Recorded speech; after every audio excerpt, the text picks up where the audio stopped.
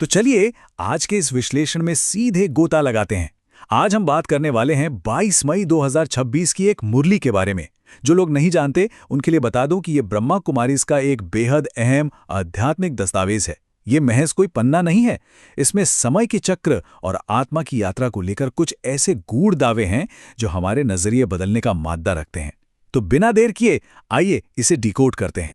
दस्तावेज की शुरुआत ही एकदम सीधे और बिना किसी लाग लपेट के होती है। इसमें साफ लिखा है, इस ड्रामा के अंदर विनाश की भारी नोंद है। जरा सोचिए, ये लाइन तुरंत एक गंभीर माहौल बना देती है। यहां दुनिया को एक ड्रामा कहा गया है जिसका विनाश तय है। और शर्त क्या है? शर्त यह है कि इस महाविनाश से पहले एक बेहद खास आध्यात्मिक अवस्था तक पहुंचना है, जिसे यहां कर्मातीत कहा गया है। अब अगर हम सीधे इस मूल दस्तावेज को देखें तो इसकी संरचना काफी दिलचस्प है।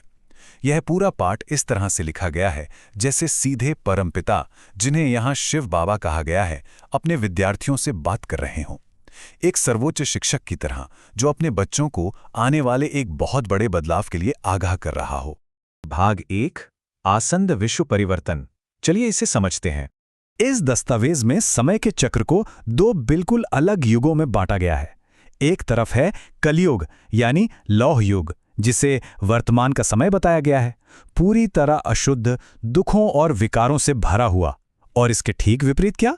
आने वाला सतयुग या स्वर्ण युग, एक ऐसी दुनिया जो पूरी तरह से शुद्ध, दैवीय और खुशहाल है।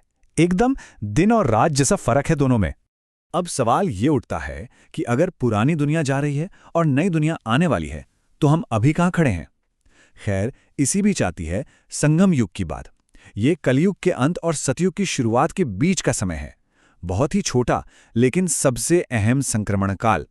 दस्तावेज के अनुसार इसी समय में परमपिता खुद आकर इस पूरे वैश्विक बदलाव को संभव बनाते हैं। अब आते हैं भाग 2 पर, आत्मा का शाश्वत नाटक। दुनिया के इस इतने बड़े बदलाव से हटकर अगर हम थोड़ा सूक्ष्म स्तर पर आएं, तो ये पाठ हमारे शरीर और आत्मा के बीच एक बहुत ही सख्त लकीर खींचता है। इसमें साफ तौर पर कहा गया है कि सबसे बड़ी भूल यही है कि इंसान खुद को शरीर मान बैठता है, जबकि असलियत में चेतन अभिनेता तो आत्मा है और यह भौतिक शरीर सिर्फ एक भूमिका निभाने का जरिया है। और यहां एक बहुत ही खास संख्या का जिक्र आता है, 84। इस पूरी शिक्षा प्रणाली में ये 84 का आंकड़ा बहुत महत्व रखता है।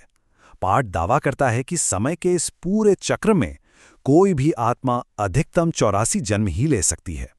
मतलब इस दुनिया के मंच पर हर आत्मा को जन्म और मृत्यु का यही लंबा चक्र पूरा करना होता है। अब इन 84 जन्मों को समझने के लिए एक बहुत ही दिलचस्प उपमा दी गई है कपड़ों की। जी हाँ, शरीर को सिर्फ कपड़ों की तरह बताया गया है। जैसे रोज पुराने कपड़े उतारकर नए पहन लिए जाते हैं ना, बिल्कुल वैसे ही आत्मा इन 84 जन्मों में शरीर रूपी कपड़े पहनती और बदलती है।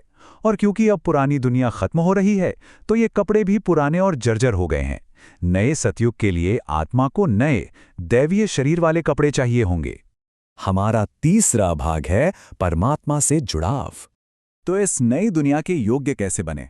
यहीं पर मूल पाठ परमपिता की अनोखी भूमिका को गहराई से समझाता है। ये बताता है कि कैसे परमपिता ही वो शक्ति हैं जो अभ्यासियों को अशुद्धता के दलदल से निकालकर वापस शुद्धता की राह पर ले जाते हैं। लेकिन यहाँ एक बड़ा सवाल है, परमपिता बाकी इंसानी आत्माओं से अलग कैसे हैं? तो दस्तावेज के मुताबिक इंसान तो जन्म मरण के चक्र में फंसे हैं, लेकिन शिव बाबा कभी पुनर्जन्म नहीं लेते। उनका कोई अपना भौतिक शरीर नहीं है। वे सिर्फ ज्ञान देने के लिए एक साधारण वृद्ध मनुष्य के शरीर में, जिन्हें ब्रह्मा कहा गया है, अस्थायी रूप से आते हैं। उनका बस एक ही काम है, दुखों को दूर करना, सुख बांटना और आत्माओं को वापस निर्विकारी और पवित्र बनाना। आगे बढ़ते हैं भाग 4 की ओर, योग के माध्यम से मोह पर विजय। इस पूरी प्रक्रिया में एक बहुत जरूरी निर्देश दिया गया है, मोह जीत बनने का। मतलब ये कि इतने जन्मों में आत्माओं को दूसरे लोगों से और इस देह से जो इतना गहरा लगाव हो गया ना, उसे जड़ से तोड़ना होगा। अभ्यासियों से सीधा कहा गया है कि वे अपने सारे सांसारिक बंधन काट लें और सिर्फ एक परमपिता के साथ मानसिक जुड़ाव बनाएं। और इसी मानसिक जुड़ाव को यहाँ योग कहा गया है। और जब ये योग लगातार बना रहता है तब जाकर आत्मा उस कर्मातीत अवस्था तक पहुंच पाती है, जिसका जिक्र हमने एकदम शुरुआत में किया था। कर्मातीत यानी अपने सभी पिछले पापों और कर्मों के बंधनों से पूरी तरह आज़ाद हो जाना। ये कोई छोटी बात नहीं है। पाठ स्पष्ट रूप से चेतावनी देता है कि विनाश होने से पहले इस अवस्था को पाना एकदम अनिवार्य है। दिलचस्प बात यह है कि इसी गहरे आध्यात्मिक ज्ञान के बीच दस्तावेज में एक मशहूर अंग्रेजी मुहावरा इस्तेमाल किया गया है, चैरिटी बिगिंस एट होम।